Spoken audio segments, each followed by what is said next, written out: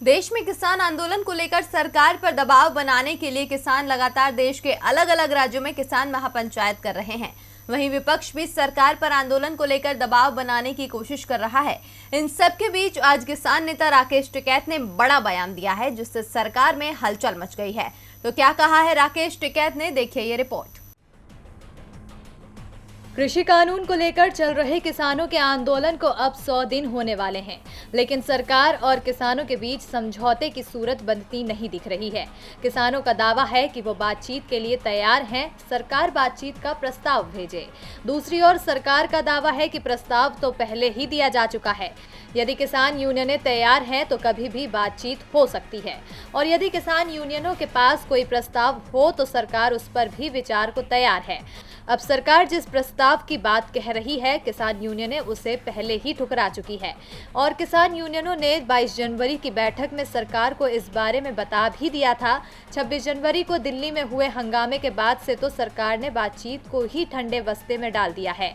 अब इसे लेकर भारतीय किसान यूनियन के राष्ट्रीय प्रवक्ता राकेश टिकैत ने बड़ा बयान दिया है। राकेश टिकैत ने दावा किया है कि किसान आंदोलन लंबा चलने वाला है। सरकार यदि ये सोच रही है कि किसान थक जाएगा और घर चला जाएगा तो ये उसकी गलत फहमी है। किसान दिन रात मेहनत करने वाला है, वो थकता नहीं है। किसान तब तक घर वापस नहीं जाएगा जब तक बिल वापस नहीं जाएगा। सरकार किसानों की बात नहीं मानेगी तो आंदोलन ऐसे ही चलता रहेगा। सरकार से अभी बातचीत की कोई गुंजाइश नहीं है। तैयारी लंबी है, गर्मी को लेकर भी हमारी तैयारी पूरी है। दूसरी ओर राकेश टिकैत ने दावा किया है कि बीजेपी के कई नेता उनके संपर्क में हैं और वो पार्टी छोड़ने की पेशकश कर रहे हैं।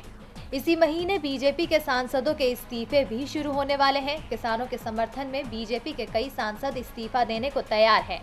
टिकैत के इस दावे के बाद बीजेपी की बेचैनी बढ़ गई है। किसानों के आंदोलन का सबसे ज्यादा असर पंजाब, हरियाणा और पश्चिमी यूपी में दिखाई दे रहा है।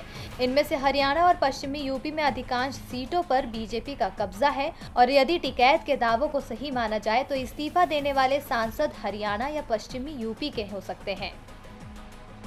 डीबी लाइव की रिपोर्ट।